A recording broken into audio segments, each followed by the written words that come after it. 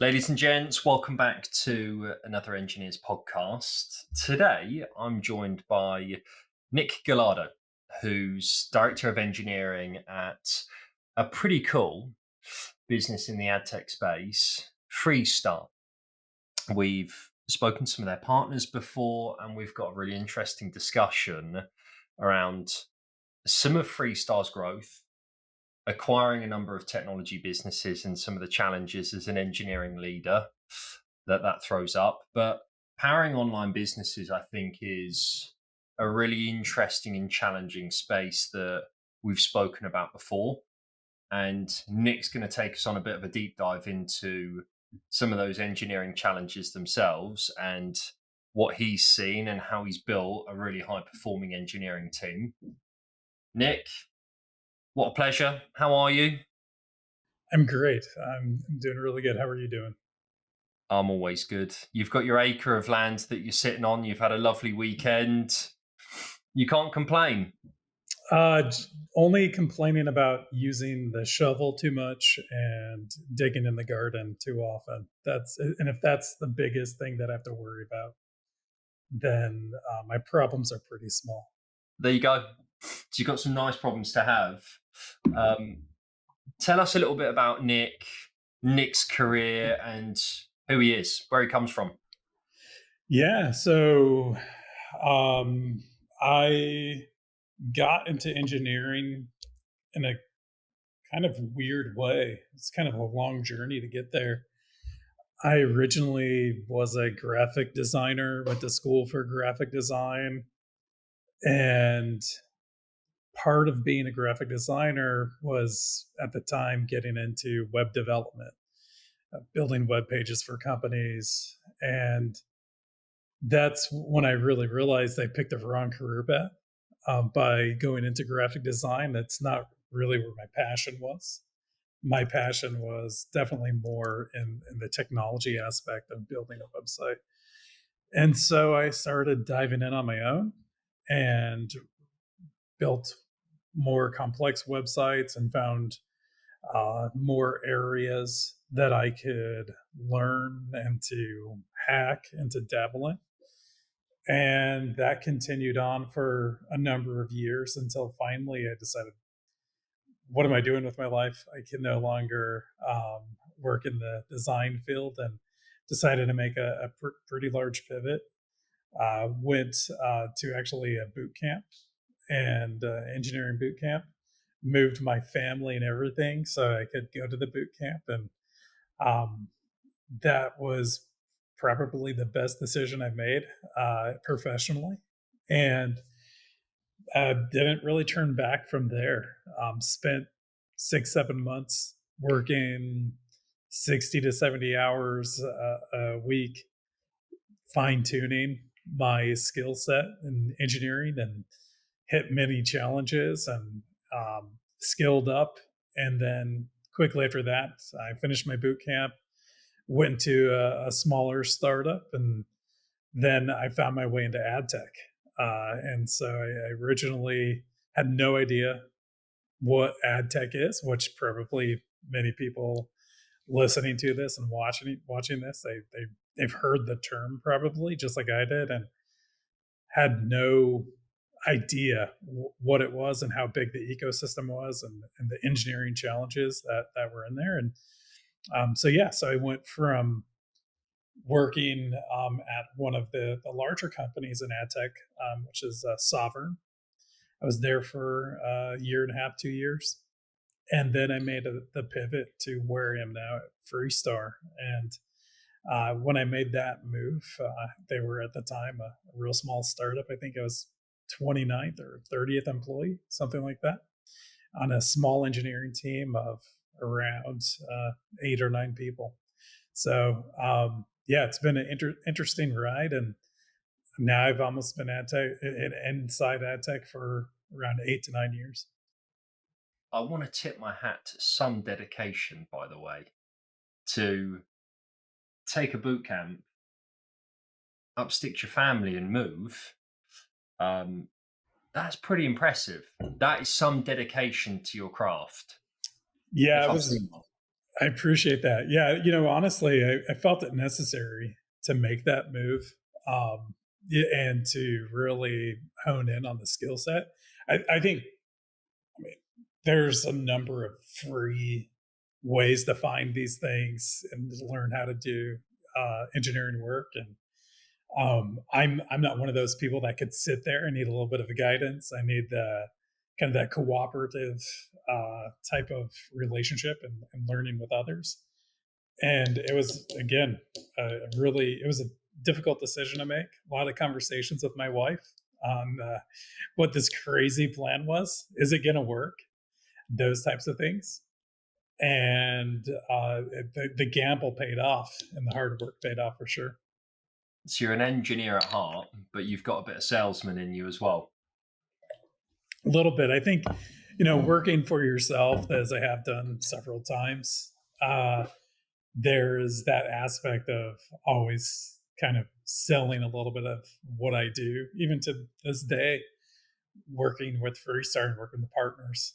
There's a little bit of that as well. Some intro that, some intro. Thank you. Help us understand Freestar. We're going to go into the AdTech space, but give us a really good overview of who Freestar are and what they do. Yeah, so we go back to 2015 when we began, and we are a technology leader.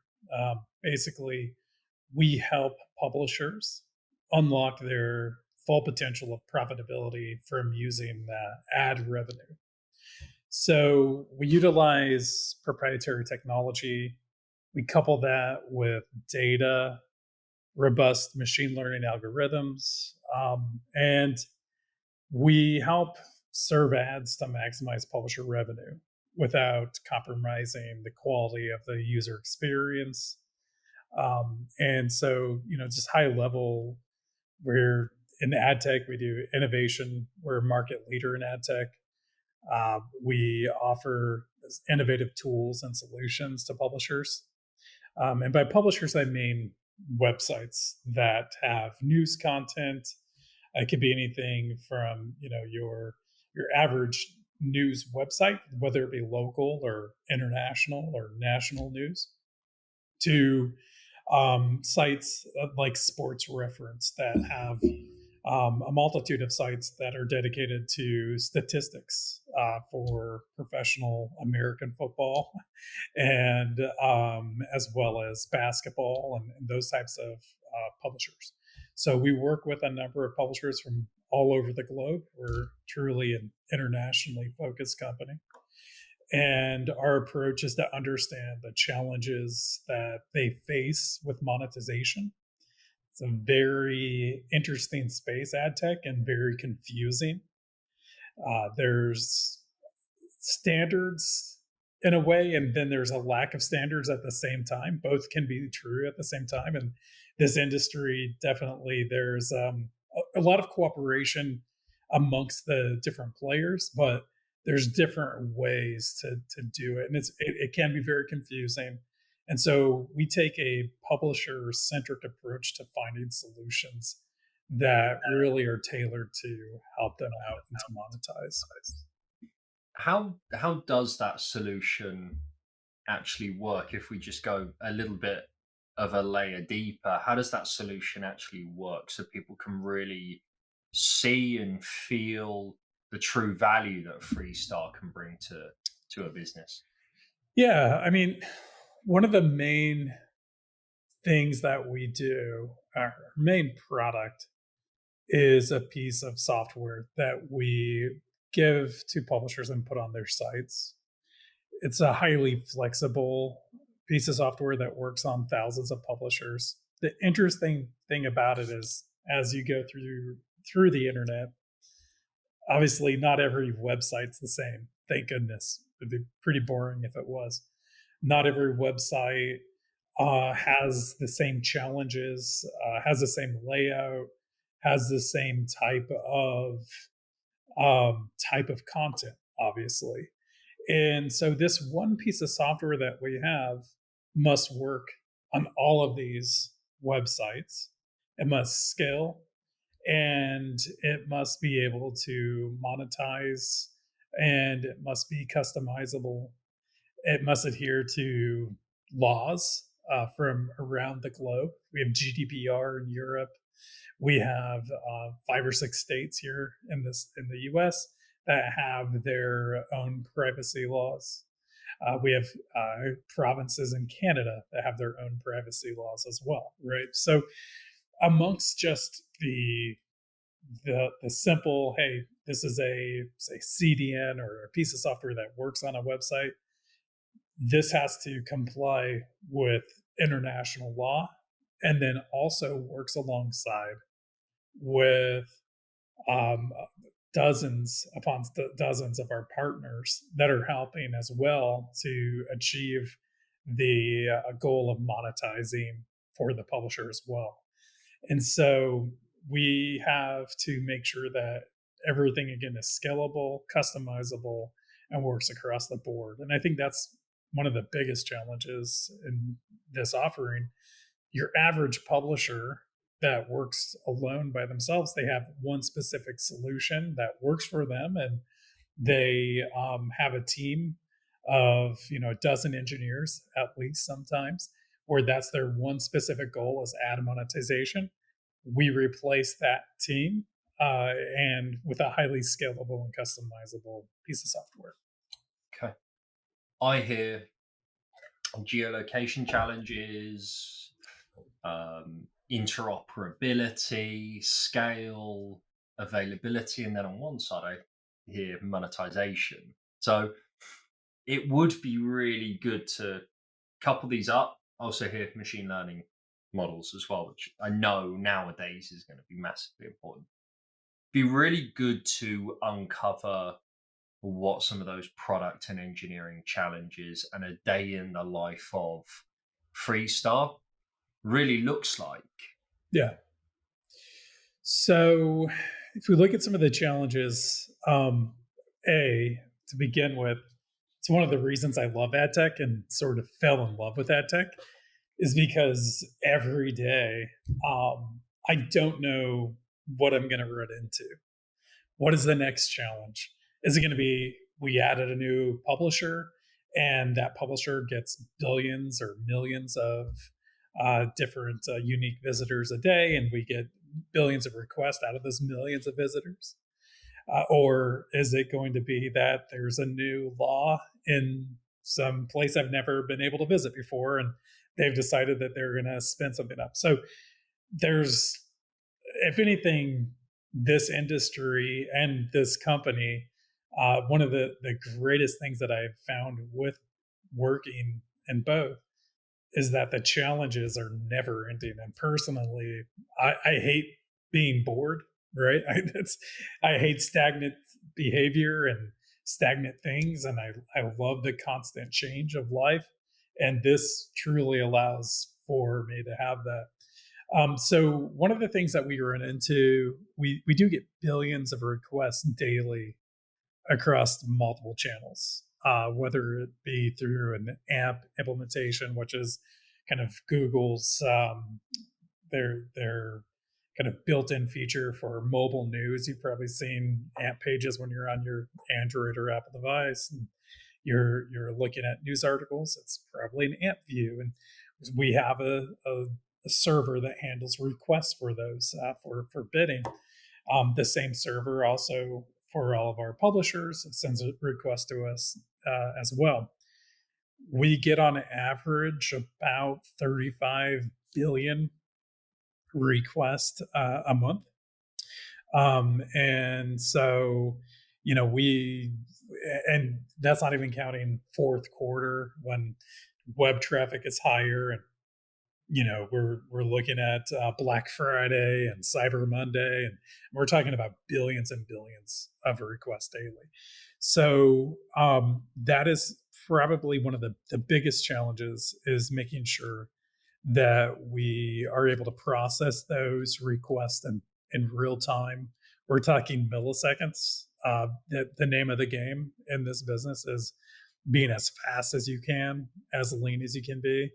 And so we have to make it scalable. Performance is paramount.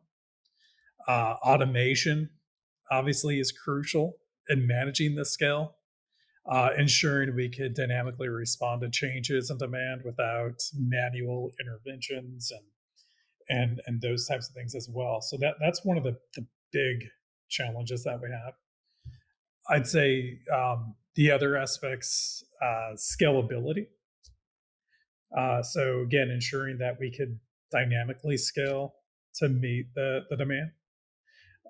It's multifaceted, right? So it's about more than just handling the current volume. It's about scaling up seamlessly as the demand grows. We require a robust infrastructure that adjusts resources based on demand. Obviously, just like the rest of the the industry, it ebbs and flows with the time of day. So that we need more resources at certain times of day than others, and so we have to make sure that we have all that, and that there's a low latency, and then last I'd say is essential for us is automation. So it plays a crucial role in what we do in our operations. It allows us to deploy updates quickly, manage the infrastructure, and monitor systems in real time as well. I think the scalability aspect is fascinating. We're talking about seriously high volumes of requests on a, we're talking, daily, monthly basis. Like that takes some real optimal engineering fine tuning to really get that right and build really resilient systems. And I can imagine that's evolved over time as well as the business grows, which we're going to talk about. Um, and that's, I think, credit to you and the team. Good Yeah, for you guys. yeah, really to the team.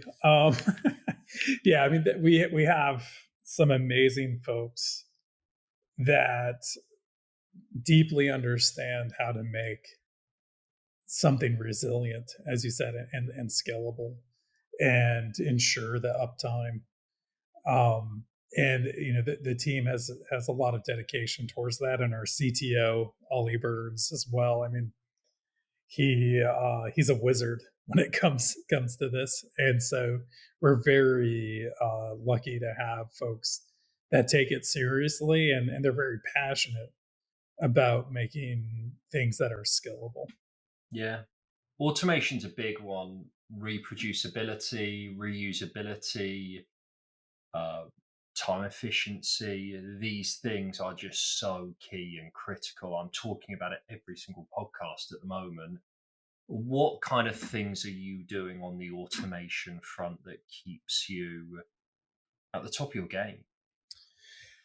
I mean, it sounds a little redundant, but I mean, obviously, like the CI/CD aspect of automation, just making sure that we consistently can deliver in an iterative way. I think we have a ways to go. We're not perfect at it. It's definitely something that we have as a mantra to get better at it as we go along. Um, One of the key things to having this automation and CACD approach is the small iterations and that feedback loop, whether it be an automated feedback loop through data and alerts and those types of things, or whether it be UAT and having someone literally go through and test something to make sure that it works the way that we expect. And so that's something that we're definitely working towards still. And we have I don't know if you've read the James Clear, like automatic Atomic Habits. Talks about getting 1% better every day, and that's a mantra as a company we definitely hold true. And so as we go through the journey of CACD and automation and getting these smaller feedback loops, um, you know, our agile is that our agile methods help us enable that and to get that rapid iteration and respond to needs as quickly as we can. And it really helps out. I mean, we've been stuck before, I think, as all teams, especially startups, with waterfall practices, and these like slow burns, and you finally deploy something, and then the feedback comes back, and it's a ton of things. Having CI/CD helps enforce to me anyway, and the way that we work, that smaller feedback loop and those iterations to make things better over time, and have that just again that attitude of 1% better. Nice. The 1% part, the continual improvement part, I think is really critical. Help us understand the technologies, tools you use, why you use them, because this is a really important toolkit that I think makes up a fine-tuned engineering function. You leverage your tools and technologies. So, talk to us about your stack and maybe why you choose some of those certain technologies for the job.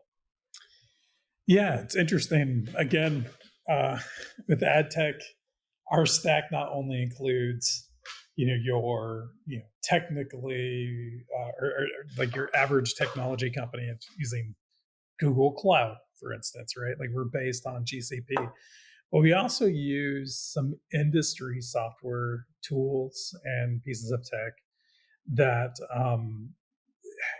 are are things that are open source. So we work with an organization called prebid.org, and they have several pieces of software that have become pretty standard in the industry. So Prebid.js, which is the client side JavaScript bidding mechanism that most, if not all, companies that have ad tech are using advertising utilize Prebid.js. Again, just this open source project that anyone could contribute to. And then we also have Prebid Server, which there's a Java and a Go version, and they're both open source. And different companies they work on that together, and there's committees around standardization and those types of things. So we utilize both Prebid Server and Prebid.js, and I would say after like Google Cloud being the backbone of what we use, those two pieces of open source software are the two pieces of software that really we've built the company upon in one way or another.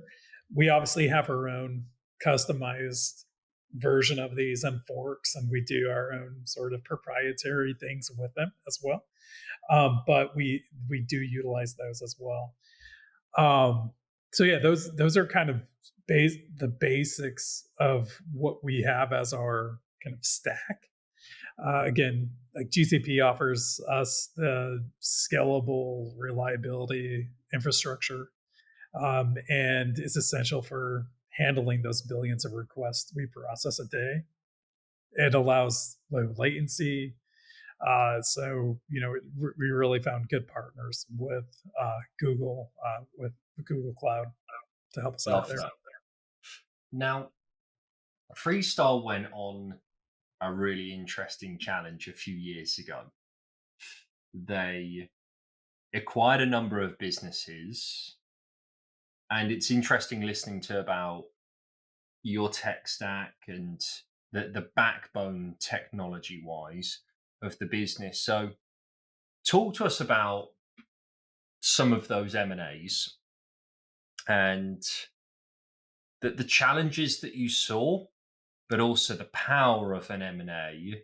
Then we can dissect it even further. But I'll hand the mic back to you for you to give us a little bit more of a backdrop to that. Yeah. So M&As are interesting. So part of our strategy over the past few years was an aspect of M&A. It allowed us to acquire new technologies, new folks that work with the company now that are part of us and part of the kind of family that we have here, and their talents. And it also allowed for us to as well acquire some market share with different publishers as well.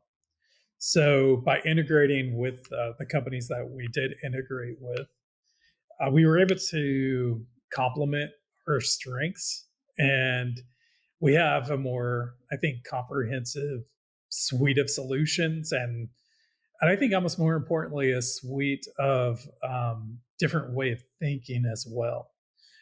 So we were at the time a smaller startup. So when we acquired one of our actual competitors, which was Sortable, it's a Canadian company. They're based out of Waterloo, kind of near Toronto.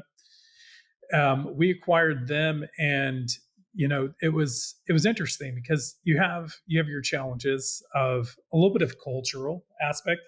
We're the small startup American company. They're the small startup Canadian company. So there's a little bit of cultural difference there.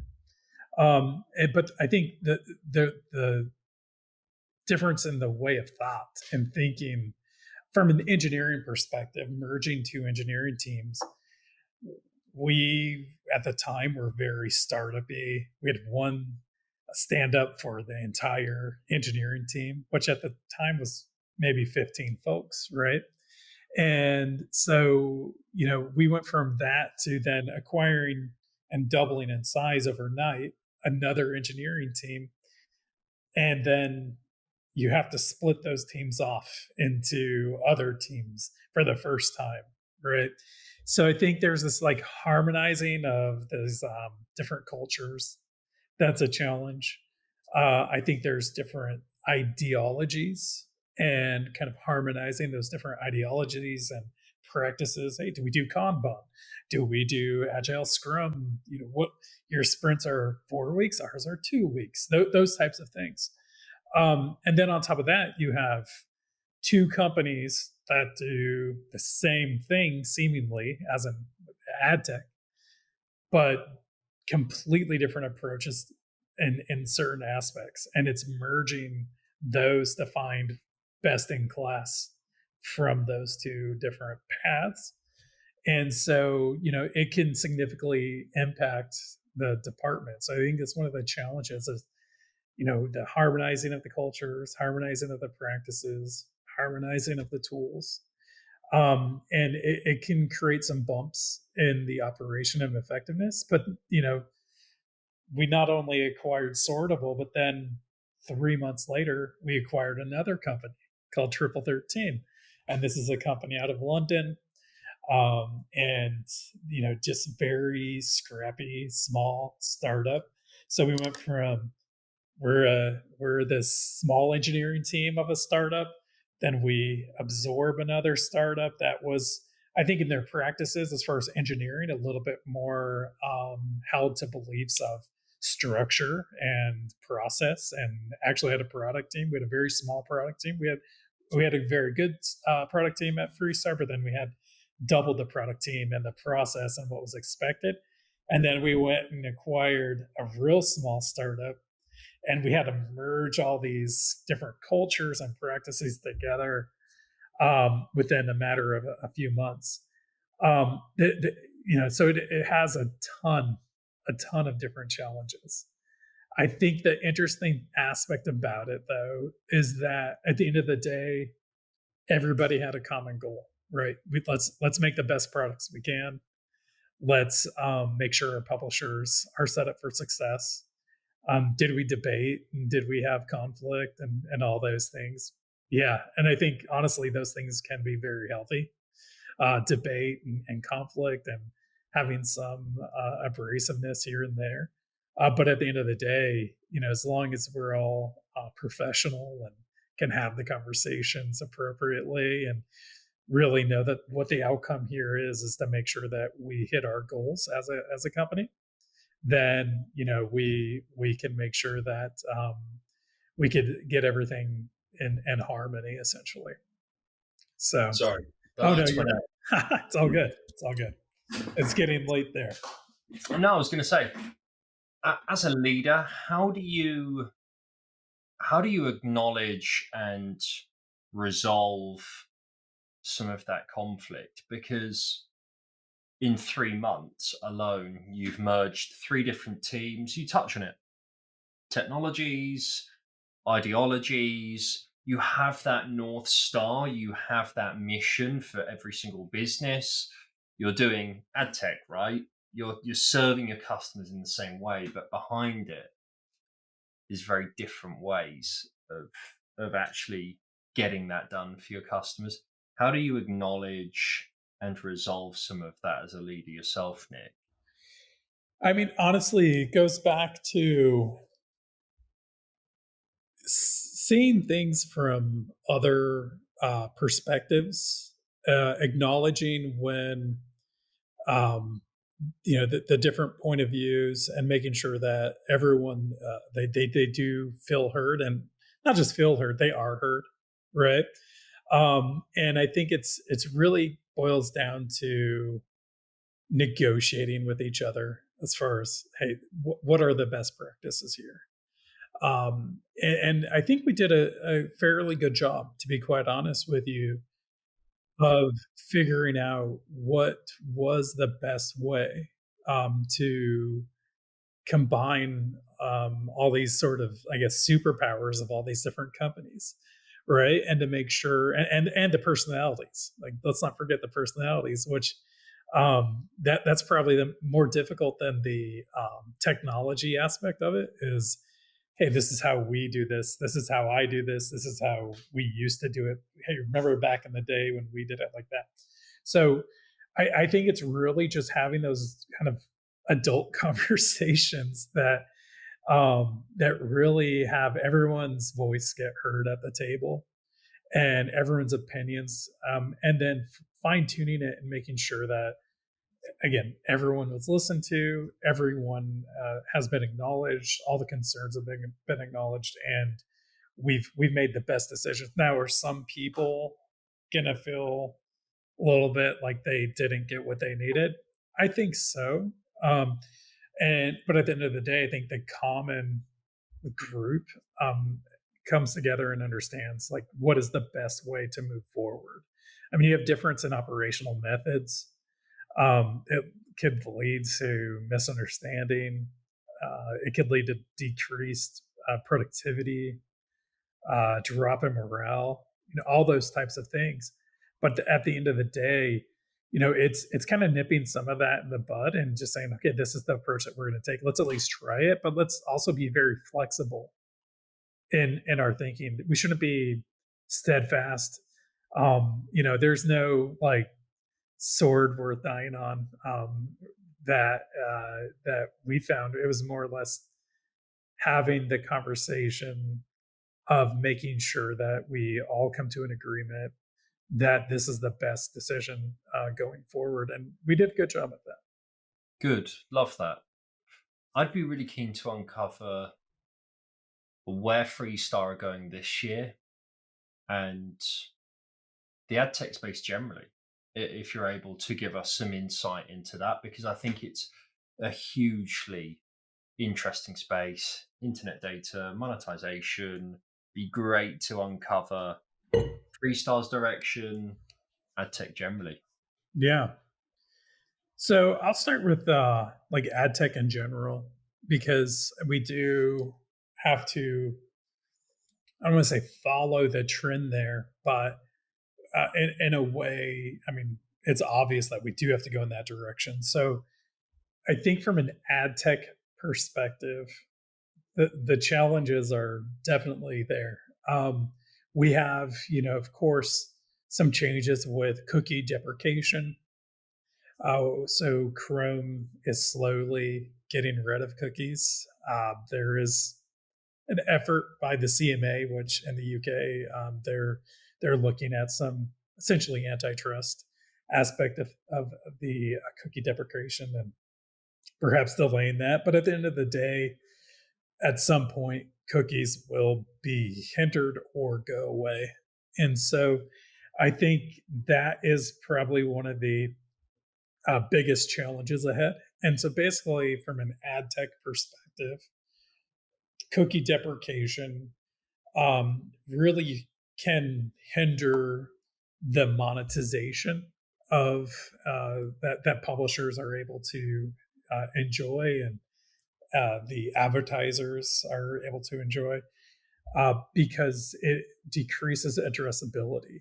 You know, in ad tech, there's an idea that there's a concept of who somebody is. We don't know This is Elliot's cookie. Elliot's into these 4 or 5 things. He goes to these websites all the time, and it's not like that. It's not that Big Brother type of thing.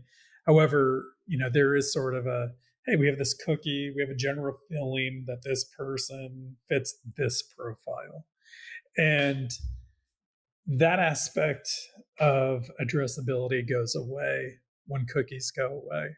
Now there are different tools that are being built to help address that, and it's all within the safe confines of keeping private, individuals' private information just that private, but still allowing some addressability at the end of the day. The interesting thing about it, again, going back to scalability, and we're talking about billions of people with devices, with mobile phones, and using desktop computers and tablets, and the myriad of different ways that you connect to the internet. And we're talking about CTV. So when you're watching TV over the internet, and have it connected through a Fire Stick to your TV, and all those things are addressed with advertising. They all have advertising in there, and so you all have cookies attached to it, or some sort of addressability for marketing. So I think that's one of the biggest areas is the cookie deprecation. And then on top of that, we look at any sort of legislation, right? That comes out. So we always comply, and as an industry, and as Freestar, we always make sure that we're compliant. We're making sure that we're up to date. That's a consistently changing thing, especially in the states. We have, the federal government has been a little standoffish and not actually weighing in, and coming up with legislation, but we have 5 different states with 5 different laws. And then we have the EU and the UK and Canada.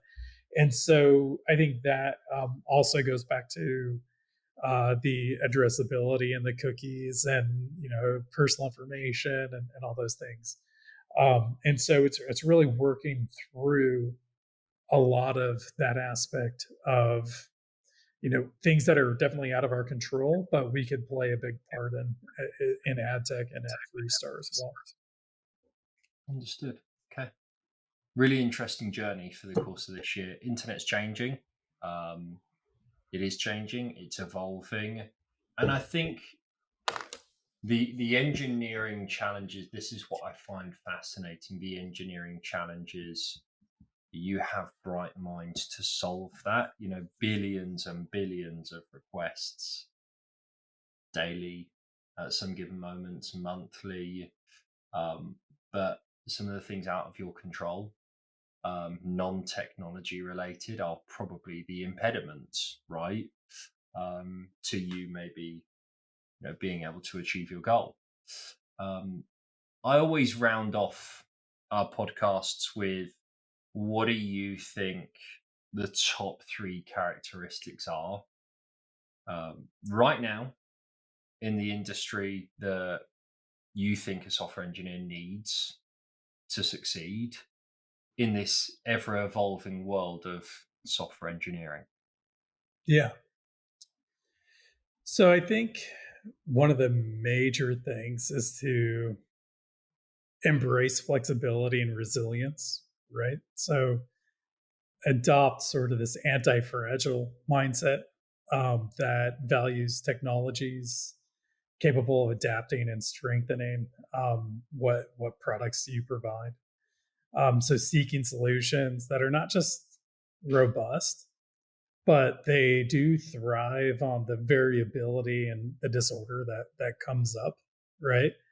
And so I think that's one of the things, is really just being able to embrace and be flexible, and to be resilient in what you're going to be using.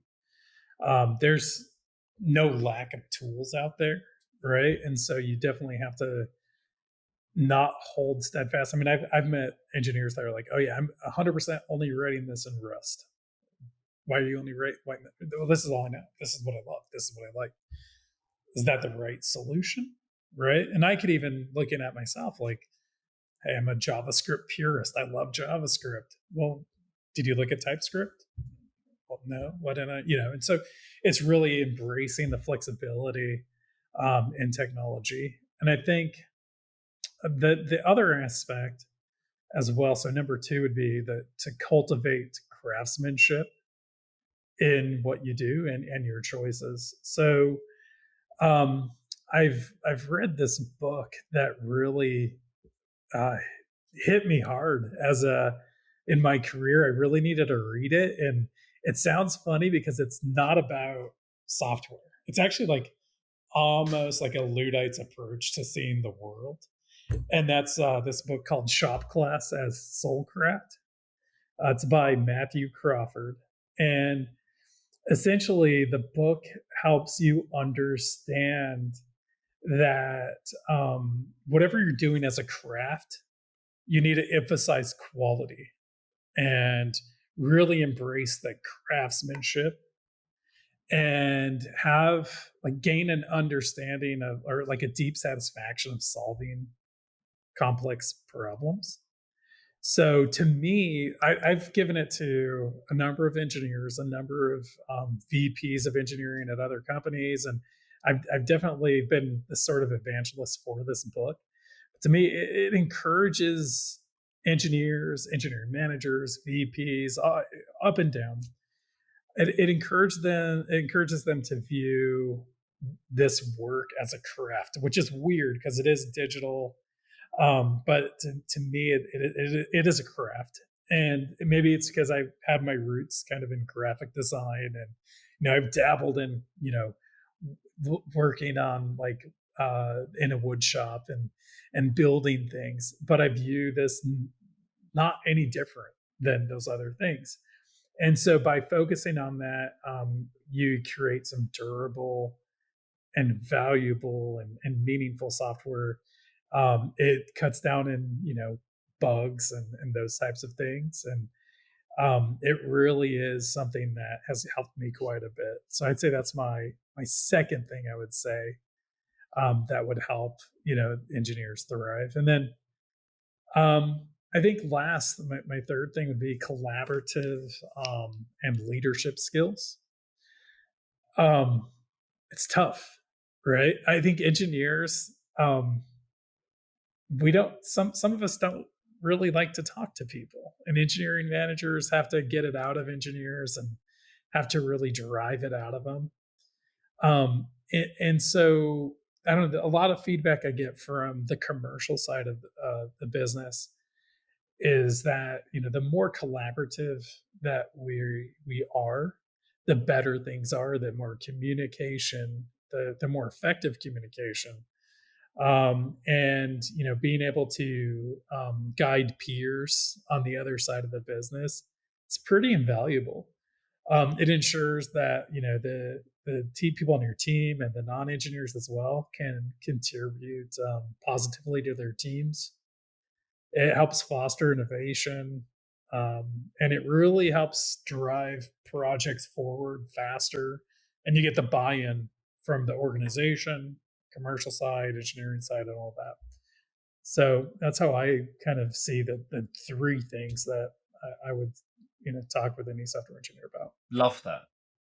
Number three, I really feel that from a lot of people at the moment. But your number one and two, I get this real deep sense of open mindedness, all the way through. I think speaking about your M&A experience and how you cultivate this culture of acknowledgement and negotiation within some of your teams and helping influence people to be open minded. And I think that translates into what you deem as a successful software engineer in today's climate. I can really see that.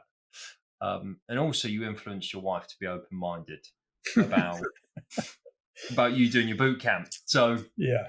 open-mindedness, and I think that's important. Right now, I think you have to be open-minded about the industry, the technology industry itself, because people do have different perspectives. There's new technology coming out day in, day out. So be open minded about what you choose, who you listen to, why you listen to their point. I've really enjoyed today. I think it's been insightful. I think it's been really insightful to see just the sheer scale that the ad tech space has. The internet is evolving. I'm sure you and Freestar will navigate that for sure. But also going through those M&A experiences and what people can learn from that. So, Nick, a massive thanks for tuning in and come to share your experiences. And it'll be interesting to see where you guys are in 12 months' time and what you carry on building, what you carry on doing. And thank you for sharing your insights. Massively appreciated. Yeah, likewise. Thanks for having me. And I appreciate the time. And yeah, be glad to talk to you in about 12 months and you and I could talk about what we did this year. Yeah, for absolute sure. And for everyone else listening, you can see some of the references, books wise, and everything else that we're going to link to below. The likes, the shares, the reposts, the subscriberships is what keeps the community going around. So keep doing that, keep contributing to what we're trying to do and share people's really good stories. And massive thanks from everyone at Engineers. And thanks, Nick. Thank you. Have a great day. Hey guys, thanks for watching this episode. Massively appreciate you listening and checking in with us. If you want to find out more about us and what we're doing, please check us out on social media. What we're trying to do at Engineers is build a community to drive knowledge sharing and experiences. On Twitter, we can be found Engineers.io. It's no underscore. We've also got a website which is engineers.io. These links will all be posted in the description. Any feedback and comments are massively appreciated. We're always looking to improve on where we can. Thanks, guys.